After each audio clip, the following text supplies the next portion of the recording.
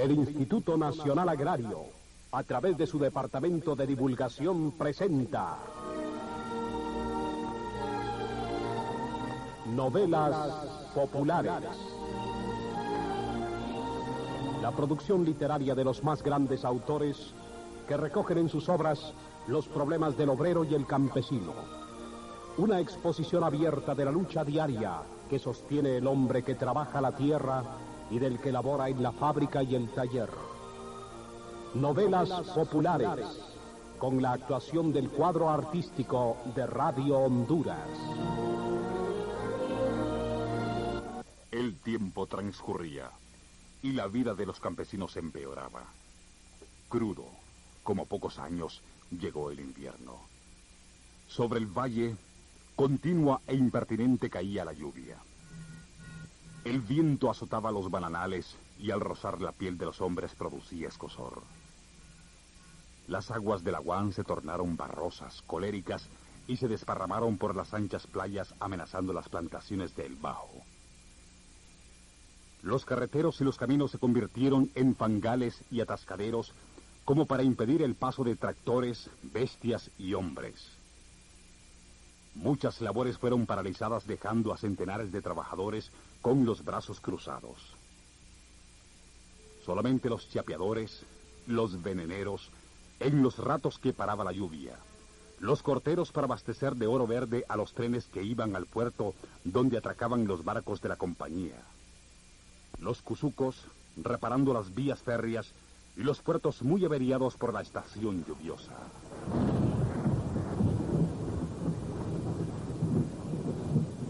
En los campos, todos los desempleados quedaban sin recibir el salario, viendo pasar las horas y los días con ojos de pesadumbre, maldiciendo el chubasco, soportando noches tediosas y terribles, sin abrigo, ateridos por las heladas, en aquellos cuartos sin más calefacción que la producida por sus cuerpos.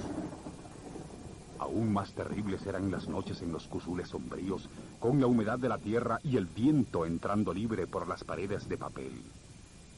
Y no pocos trabajadores quedaban en los corredores, dando la amarga semejanza de canes vagabundos.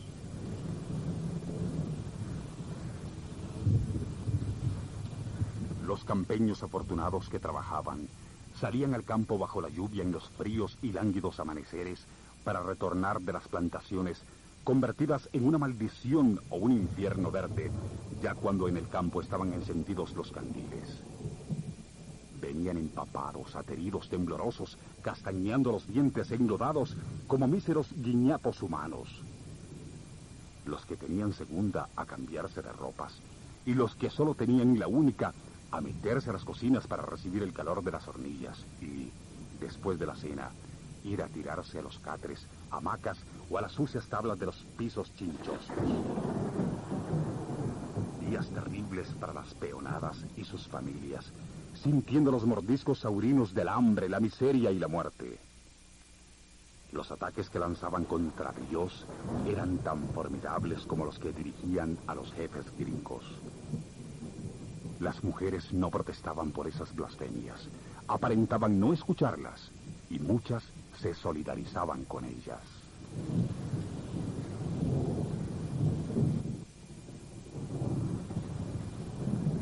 Cada día aumentaban los enfermos, y la muerte presurosa no les daba ni tiempo para llegar hasta el dispensario de Coyole Central, y menos al hospital del puerto. Las fiebres palúdicas no detenían a los trabajadores que lograban chance, aún bajo la inclemencia de las lluvias. Laboraban hasta caer moribundos con los dardos de las neumonías, de la fiebre de aguas negras, de las pulmonías fatales.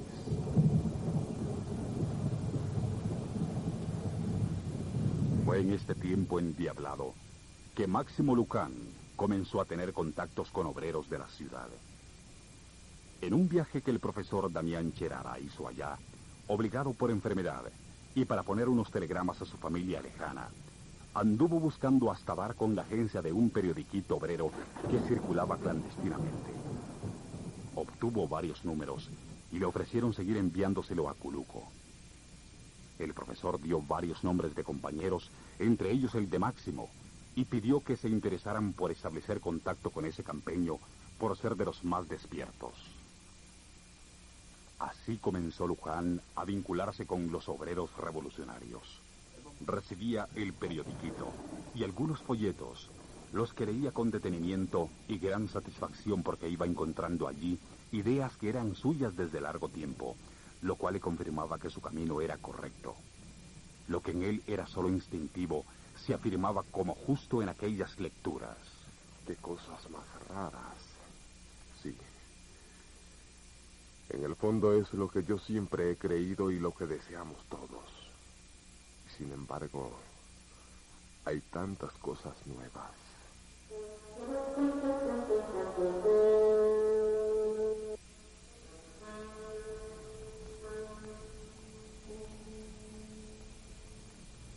Pues la verdad que de lo que nos ha leído Máximo se debe sacar en conclusión que algo debemos hacer. El problema que representa para el país la operación de las compañías fruteras es problema que atañe a todos. Y debemos actuar sin dejar pasar mucho tiempo antes de que sea demasiado tarde. Pero ¿cómo hacerlo? Hay que formar grupos. Claro, formando los grupos todos.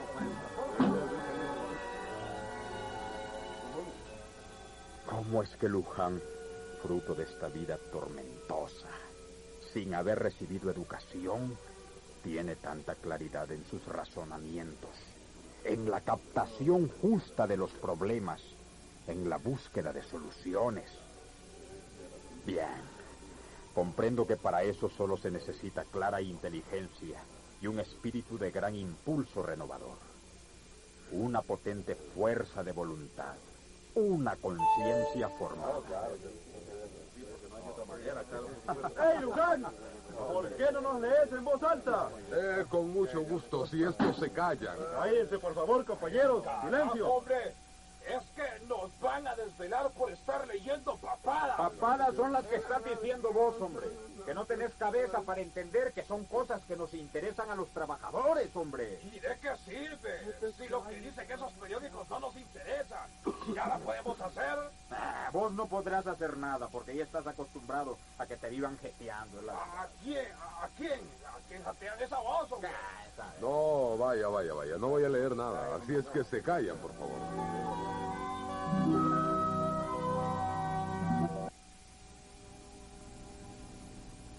Luján no continuó esa noche, pero al día siguiente conversó con el campeño que había protestado. Y fue así como ese día dio comienzo a la lectura para todos en su cuarto. El interés de los trabajadores en los cuartos vecinos aumentó porque aquellos periódicos y folletos decían verdades sobre la vida de los hombres de labor, de las injusticias de los patronos, de lo que debían hacer los trabajadores para conquistar su legítimo puesto en la sociedad y no proseguir como bestias de carga. Con el transcurso de las noches, el número de oyentes aumentó. La mayoría de los veneneros iba al cuarto de Máximo, deseosa de oír, aunque fuese desde el corredor del barracón, lo que adentro se leía. Ahora nadie protestaba, antes bien, apenas regresaban de las fincas y comían, ya estaban reclamando lecturas. Damián y Máximo tuvieron que obtener nuevas obras en la ciudad. Hacían contribuciones los que trabajaban para comprar libros baratos. Les gustaban mucho las novelas que trataban sobre los trabajadores de otros países. Entonces hasta las mujeres estaban atentas.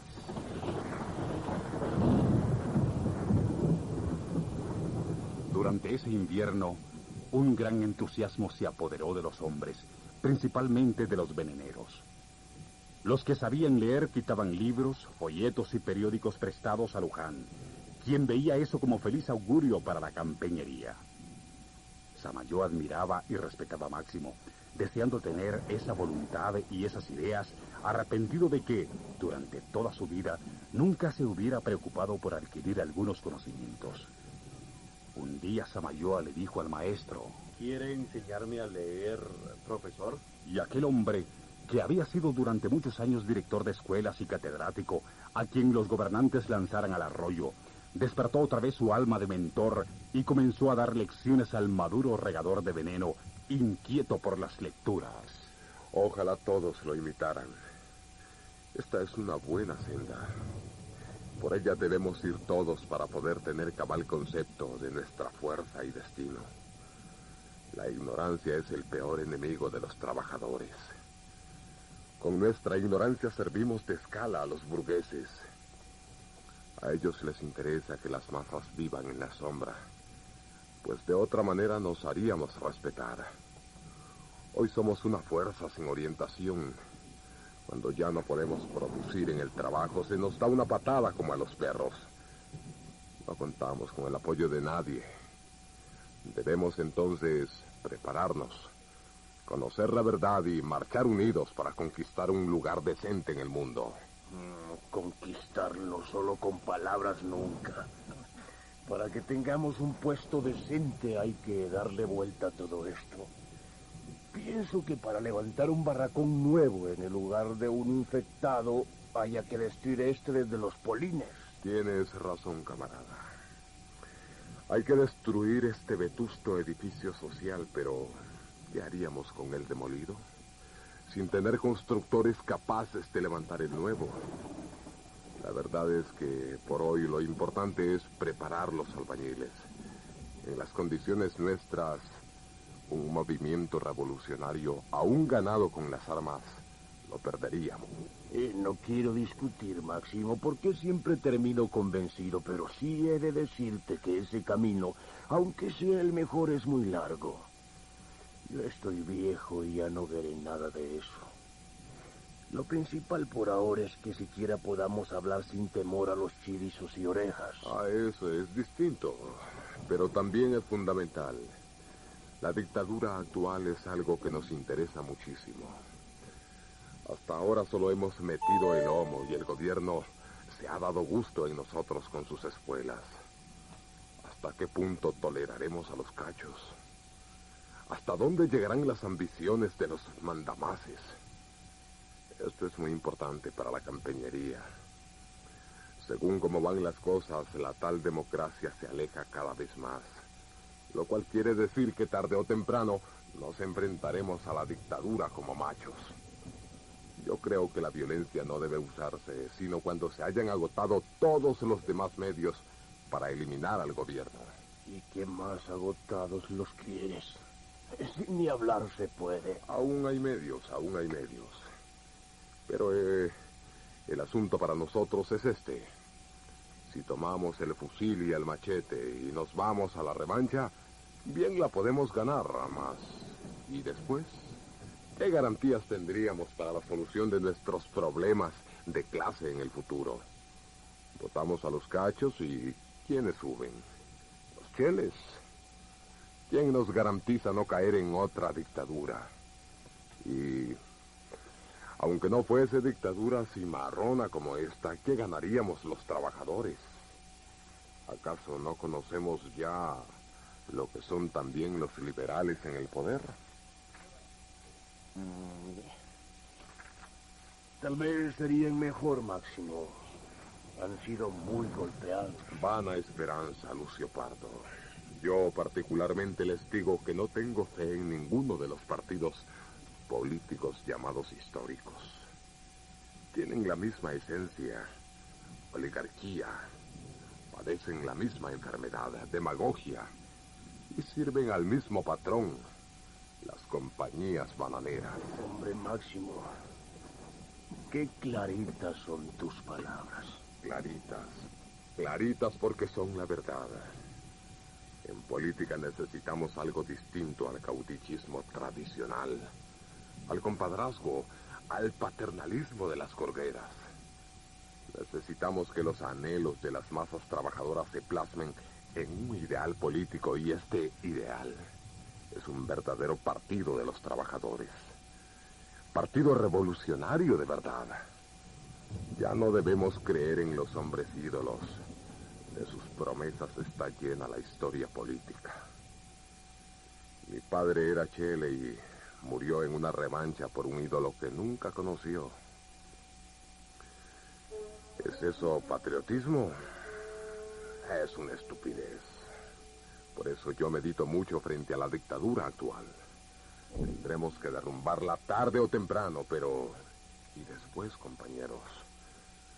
Yo no pienso en mí. Pienso en el destino de la clase trabajadora.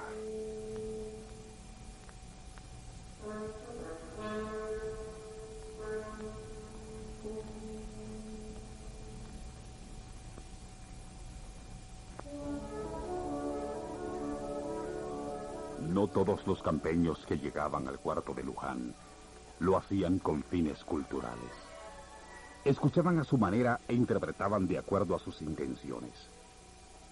Por eso comenzaron los rumores capciosos en los barracones, fruto de la envidia, la ignorancia y la maldad. El subcomandante del campo, que también era dueño de un estanco de aguardiente clandestino y de una mesa de juego, fue el que se encargó de ir formando la mala atmósfera en torno a las actividades de Máximo y demás veneneros. Un día, Camilo aconsejó a Luján. Ten cuidado, compañero. Por ahí andan ya unos chismes en contra tuya y han llegado hasta la oficina. Los que comprendemos tus ideas y tus buenas intenciones de mejorar al campeño, te secundamos. Pero en el campo hay quienes por un par de tragos de guaro pueden hacerte cualquier mal. No olvidemos lo misterioso de la muerte de Amadeo. Cuídate de Benítez y también del subcomandante. Te pueden hacer un clavo. Despreocúpate, Camilo. Nada malo me podrá suceder. Por la verdad no temo. ¿Sabes lo único que siento?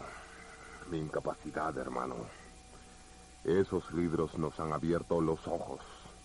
Es verdad, pero no sabemos cómo actuar para ir adelante como es debido. Ciertamente, porque como dice Damián, para hacer un sindicato necesitamos legalidad. Y eso es pedirle peras al olmo. Y para hacer un partido somos muy pocos. Yo no estoy de acuerdo con el profesor Cherara en eso. Lo que a mí me descorazona es no saber cómo se hacen esas cosas. Hay tanta gente buena en los campos. Sí, gente sobra. Lo que falta es cabeza.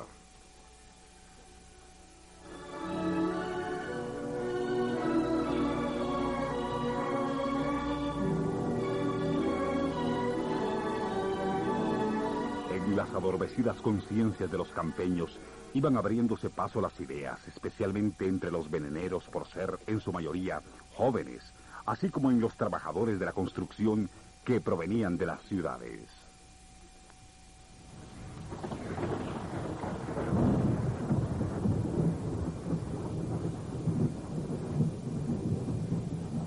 En ese invierno asesino, los sufrimientos de la campeñería se elevaron al máximo, y fue en medio de ese infortunio donde comenzaron a nacer en muchos hombres las esperanzas.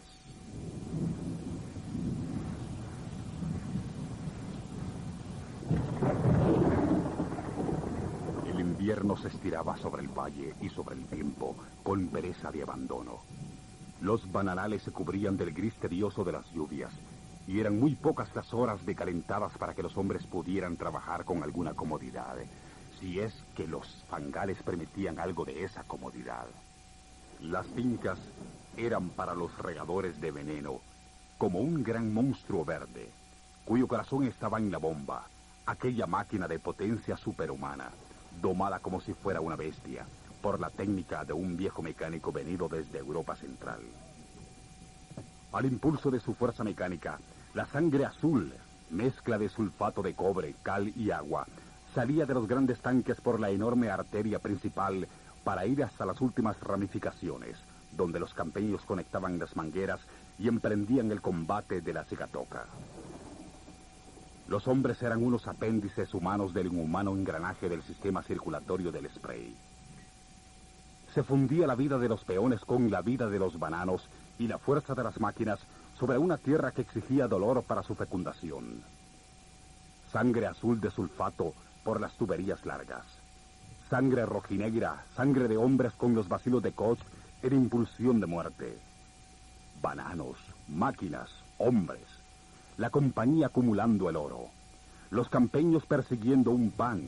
Y qué cara poner al invierno aliado del patrón. Aprovechemos, don Braulio, que ha escampado para que reguemos la línea, que creo que por castigo nos ha dado ese capitán del diablo. Así lo creo yo también, compa Martín. Yo no creo que pase de este invierno.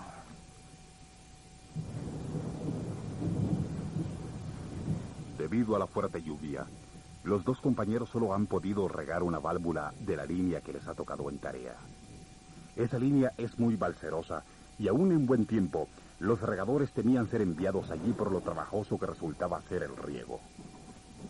Samayoa va tirando la manguera con dificultad por los breñales y don Braulio, con la escopeta en alto, riega las plantas. Avanzan con mucho cuidado para no hundirse en los hoyos barrosos y para no ir a pisar alguna víbora encuevada. El aspecto de los dos hombres es miserable, mas el de don Braulio es de una impresión terrible. Parece un cadáver, un esqueleto, los huesos salientes, la piel terrosa y arrugada, los ojos hundidos y brillantes con ese brillo de fiebre eterna. Hasta parece mucho más alto, pero todavía trabaja porque necesita comer.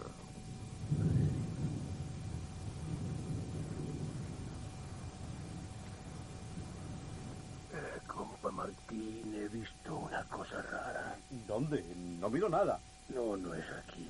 Fue en el comisariato el otro día. Mr. Jones en cuchicheos con el capitán Benítez y con Juana. No me gusta nada de eso. Es raro. A lo mejor anda buscando el gringo sustituir al finado. Si solo fuera eso, no me importa. Pero acuérdate que Juana vive en el Cusul de Lucio. No, ya no. Ahora vive en nuestro cuarto de nuevo. Pero así hay gente que quiere hacerle mal al compañero Luján. Cierto. Sin embargo, Juana es una amiga sincera de Máximo. No creo yo que por medio de ella puedan hacerle daño. Tal vez no. Tal vez no. La verdad es que no me ha gustado verla con esa niña.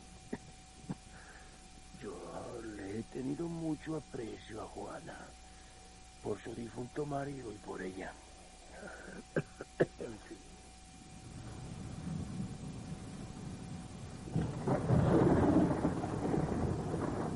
¡Ey! ¡Pasa la manguera por atrás! ¡Apúrate! ¡Si es que querés que no nos agarre de nuevo la lluvia!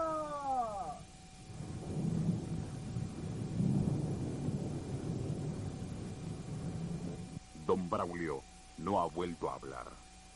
Las voces altas que ha oído Martín pueden ser consecuencia de la premura que hay por terminar antes de que de nuevo venga la tormenta que amenaza desatarse con mayor furia de un momento a otro. Luego, observa que su compañero apunta la escopeta a un solo sitio, dejando escapar el veneno sin parar a intervalos cortos, como es lo ordenado.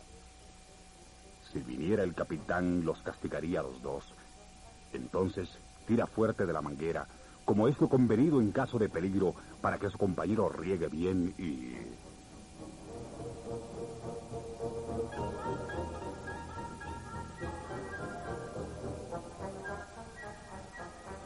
El Instituto Nacional Agrario, a través de la Oficina de Divulgación, presentó...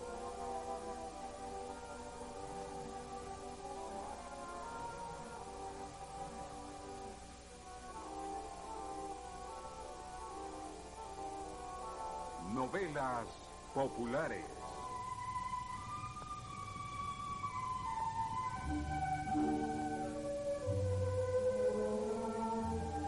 Hemos presentado el capítulo número 18 de la novela Prisión Verde. escrita por el eminente autor hondureño don Ramón Amaya Amador. Actuación del cuadro artístico de Radio Honduras. Musicalización y efectos de sonido Ramón Archaga Hernández. Adaptación radiofónica Marco Antonio Mejía. Gracias por su atención y hasta el próximo capítulo.